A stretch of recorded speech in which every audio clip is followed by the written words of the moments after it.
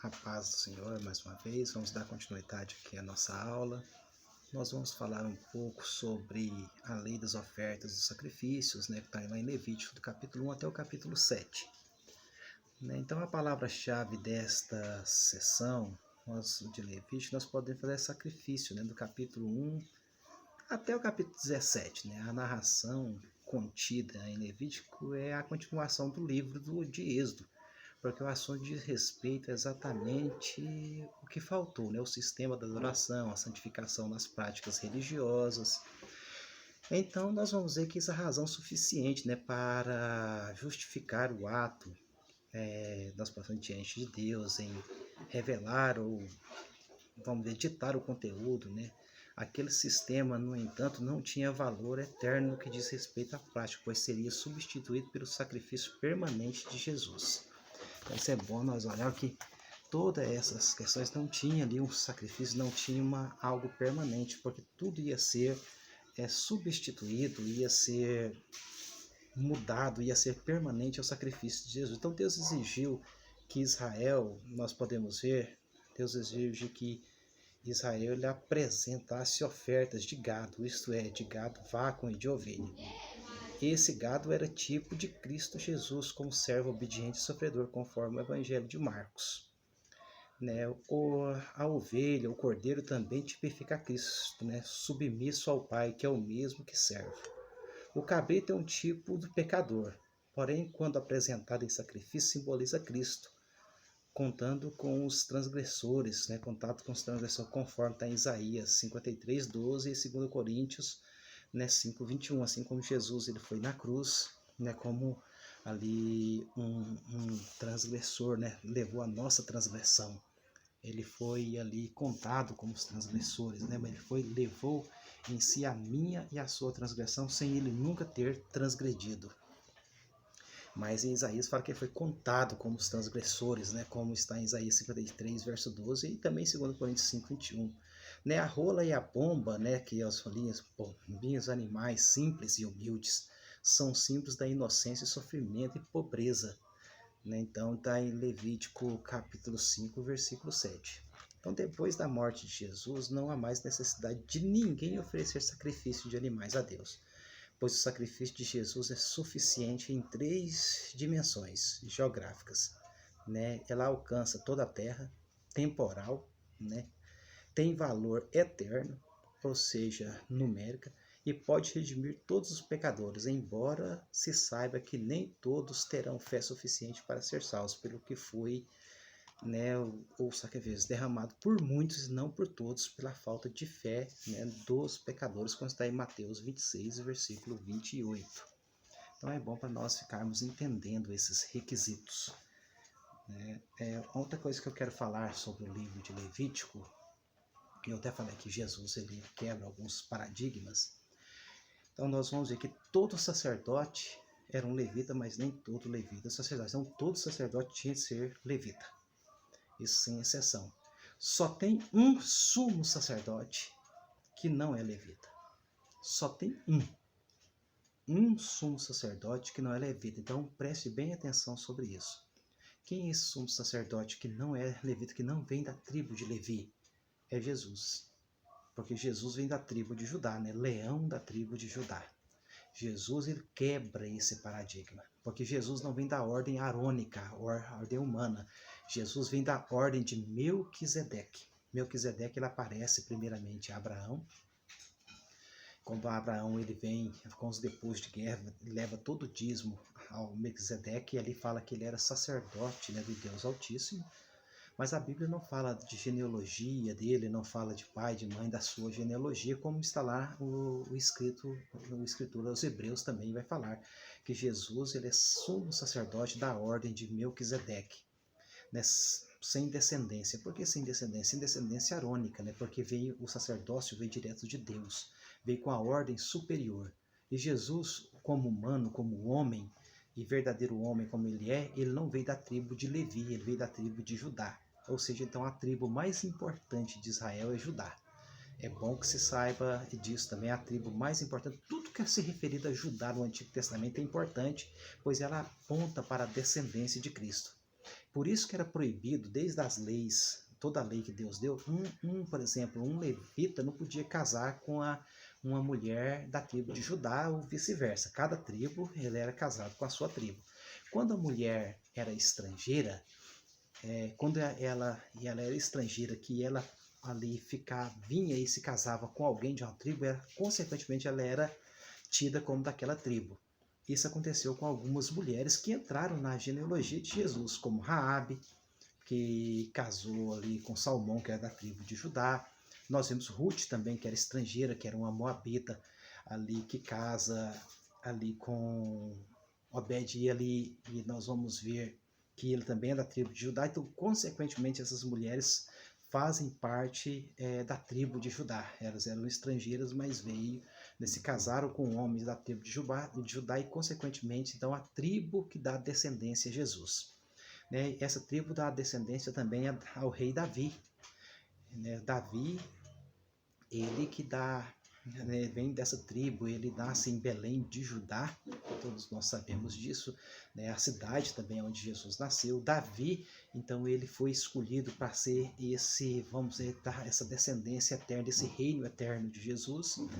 Tanto é que o primeiro nome que aparece na genealogia não é de Abraão, que Abraão é que dá início à nação dos judeus, a nação dos hebreus. Abraão, é nele que nascem os hebreus. Então, nele, sendo ele então, o primeiro hebreu, nele nascem todos os hebreus.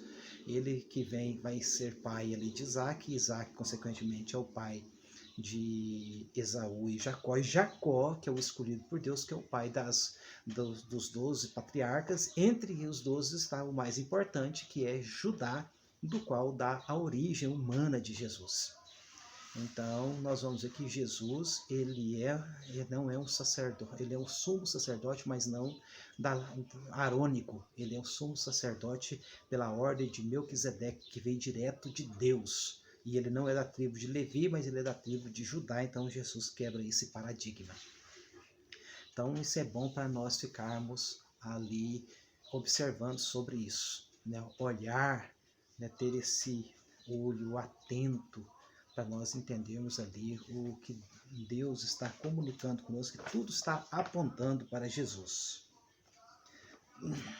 Então, vamos dar continuidade para nós ali avançarmos sobre o livro de Levítico. Nós podemos falar sobre os holocaustos, que está lá em Levítico capítulo 1, do versículo 1 ao 17. A palavra holocausto vem da Septuaginta, ou seja, é uma tradução grega do Novo Testamento que foi escrita em 250 a.C. Os termos formados da palavra são holos, inteiro, e causes, queima, ou seja, significa queimar completamente, um sacrifício que era queimado. O sentido original era queimar o sacrifício todo, até as partes internas se tornaram em cinzas. Além de significar queimar completamente, quer dizer também trazido a Deus. O holocausto, portanto, quer dizer um sacrifício todo queimado, oferecido a Deus. Os holocaustos eram sacrifícios que representam a geração coletiva. Então, nós vamos ver que o prefixo grego holos é um elemento de composição morfológica, ou seja, que vem de um sentido de palavras no sentido todo, inteiro, completo, usado para a forma e outras palavras. Como holesteimos significa, é um sistema doutrinário fundamental ou inteiramente na pura palavra de Deus, sem acrescentar nem omitir. Holofima, voz, continua em modulação, O português tem cadastradas no vocábulo oficial, na quinta edição, nós falamos 381 mil palavras, das quais 165 se inicia com rolo. Então, nós podemos ver que a oferta de manjares, que está em Levítico capítulo 2, nos versículos 16, ofertas de cereais, ou de manjares foram oferecidos a Deus nos dias de Caim, como está lá em Gênesis capítulo 4, versículo 3 a 5, e de Melquisedeque, que nós acabamos de falar aí, Gênesis capítulo 4, versículo 18, embora não sendo do tempo de Moisés, o rito veio a fazer parte dos sacrifícios mosaicos, ou seja, está inseridos dentro da lei. Então nós vamos ver que Levítico ele traz todo essas questões, né, para nós sobre as ofertas, como era a ordem de Deus. Então esse tipo de oferta era oferecido ali sem cozer, né? Está lá em Levítico capítulo 2, versículo 1 a 3, né? Cozidas, né, no Levítico capítulo 2, versículo 4 ao 10, aí sim. E de grãos esmagados e tostados, que está em Levítico capítulo 2, versículo 14 a 16. Uma parte dessas ofertas era conduzida nos ritos, outras pertenciam aos sacerdotes e outras aos pobres. Interessante, né? Deus cuidando de toda a classe e uma representação tipológica da dedicação da vida como entrega de valores materiais para o sustento da obra de Deus. Ou seja, mostrando que Deus não precisa da nossa ajuda, mas Ele nos dá o privilégio de contribuir, né, com a sua obra aqui na Terra. Deus não precisa de mim, não precisa de você, Deus não precisa de dinheiro. A Bíblia diz que Ele é dono do ouro, da prata, mas Ele nos dá o privilégio que Ele nos dá de pegar aquilo que Ele nos deu e nós oferecermos para o seu reino, para a sua obra aqui na terra. Então, tudo isso, lá em Levítico, já estava essas ordenações, essas riquezas de detalhes, que nós vamos ver dos sacrifícios, as ofertas, os cereais, como eles deveriam. Alguns eram crus, outros tostados, esmagados, outros cozidos, eram levados à parte para os sacerdotes, para os pobres. Nós vamos ver que Deus ali cuidando e mostrando como nós devemos ter zelo, né, o seu zelo de Deus, pelas as coisas de Deus, pelas coisas sagradas. Então, tudo isso nós temos visto no livro de Levítico. Nós podemos dar continuidade também, aqui em todo esse contexto do livro Levítico. Levítico também ele é dividido somente em dois tópicos principais, né? O primeiro vai do capítulo 1 ao capítulo 17, o segundo do capítulo 18 ao 27. Na primeira parte encontram-se as leis sobre o sacrifício, os sacerdotes, a pureza, a expiação, ou seja, como se aproximar de Deus, resumindo. Na segunda estão as leis sobre a maneira correta de viver diante de Deus mediante a santificação, ou seja, a separação. Então, o que eu chamo você, para que você venha estudar, saber disso, as primeiras, Deus fala tudo como deve ser o culto, né? Resumindo para você, como deve ser o culto, como nós devemos prestar esse culto, aproximar de Deus como deve ser o culto, esse culto que vai agradar a Deus, que é segundo as diretrizes de Deus. Já no capítulo 18 ao 27, Deus vai requer agora a nossa santificação. A santificação humana, a santificação do povo ali daquela época, a santificação do povo agora vigente. O que Deus, para seguir, para fazer tudo isso, precisa também estar santificado, separado, segundo as ordens de Deus, segundo os mandamentos, segundo o estabelecimento de Deus. Então nós vamos ver que essa riqueza toda desses detalhes estão aí no livro de Levítico. Então o tema principal do livro de Levítico é santificação, santidade. Levite vem do nome Levítico por causa vem da tribo de Levi. Todo sacerdote tinha de ser um levita, mas nem todo levita era sacerdote, mas todo sacerdote era levita, ou seja, que veio então agora a ordem arônica. Mas eu posso perguntar para você qual é, né? Não é que foi o que era, o que será, qual é o único sumo sacerdote que não é da tribo de Levi? Obviamente você vai responder Jesus, porque Jesus ele é sumo sacerdote eterno, não da ordem arônica, mas na ordem de Melquisedeque. Ele não é da tribo de Levi, ele é da tribo de Judá. Posso perguntar para você qual a tribo mais importante de Israel? Então não são os levitas, não é Levi. A tribo mais importante de Israel é Judá, porque é ela que é através dessa tribo que vem a descendência que dá para Jesus. Por isso que é importante, quando nós estamos lendo a Bíblia, você já reparou que tem, quando chega nas gerações, fulano gerou ciclano, ciclano gerou ciclano, fulano gerou ciclano e Beltrano gerou tal. Aí tem gente que fala, nossa, eu não gosto de ler aquilo de jeito nenhum. Aquilo ali é a prova que Jesus veio da tribo de Judá.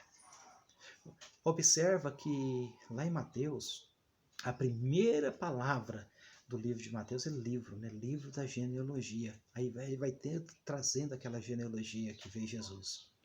Também nós vamos ver a genealogia descrita também em Lucas. A diferença é porque você pode ver que entre Lucas e Mateus tem uma diferença da genealogia. Talvez você pode ficar meio confuso, porque uma está falando da genealogia de José, que era marido de Maria, tinha de ser da tribo, que era da tribo de Judá, e a outra genealogia é de Maria, que é a mãe, né, de Jesus. A genealogia que é da mãe de Jesus, que é de Maria, está em Lucas. A genealogia de José está em Mateus. Então Jesus ele não é filho biológico, como sabe de José, ele é filho, ele é gerado por obra e graça do Espírito Santo, consequentemente nasce de uma mulher da tribo de Judá, então a genealogia dela está registrada em Lucas, da onde ali Jesus nasce. Então, como eu falei, os da tribo só podia casar com a mesma tribo, exatamente isso é uma ordem de Deus, exatamente para não ter essa mistura. Deus teve esse zelo, o povo de Israel teve todo esse cuidado, e a prova que Jesus veio da tribo de Judá, conforme as profecias prometidas, conforme Jacó já profetizou quando estava lá no Egito, já bem velho, próximo à morte, profetizando para os seus filhos, e quando chega em Judá, né, que é a tribo mais importante, ele fala, você é um leãozinho, né, Judá, e a descendência de Jesus vem daí. Consequentemente vem de Abraão, porque Abraão é o pai de todas as tribos, né, tudo se inicia nele, por isso que ele também entra na genealogia, consequentemente Isaac e Jacó, né? E principalmente agora Judá, que dá origem a essa tribo, que veio o nosso Senhor e Salvador Jesus, que ele nasce da tribo de Judá. Ele não foi nem será, ele é sumo sacerdote eterno, é ele que intercede por nós diante de Deus. Então nós devemos ficar bem atentos sobre essas coisas, sobre os sacerdotes, os sacrifícios e tudo, né? Então nós vamos ver os sacrifícios, por exemplo, em Levítico, que traz uma questão curiosa para nós, é os sacrifícios pelos pecados ocultos, né? Está em Levítico capítulo 5, do verso 1 a 13. Esses sacrifícios, eles eram os imputados para reparar danos, né? Danos causados a alguém. Zaqueu, por exemplo, diz, Senhor, eis que dou aos pobres metade dos meus bens, se eu, em alguma coisa, tenho defraudado alguém a respeito, eu te dou quadruplicado. Né? Tá?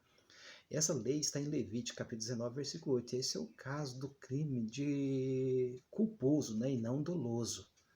O sacrifício pelos sacrilégios, né? Que está em Levítico, capítulo 5, versículo 14 ao 16, estes pecados seriam por questões relacionadas ao tabernáculo, como negligenciar a taxa do santuário.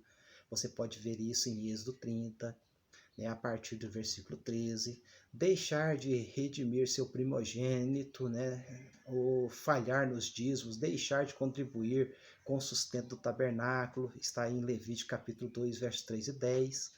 Né, capítulo 14 de Levítico, verso 24, Levítico 22, capítulo 14 ao 16, Levítico 27, versículo 1 até o 34, e Números, capítulo, nós podemos ver 2, versículo 3, também o versículo 10, e várias outras passagens que vai falar sobre esses sacrifícios pelo sacrilégio, que é deixar de fazer alguma coisa relacionada ao tabernáculo, ou falhar com os dízimos, alguma coisa, tinha esse sacrifício para receber, obviamente, o perdão de Deus.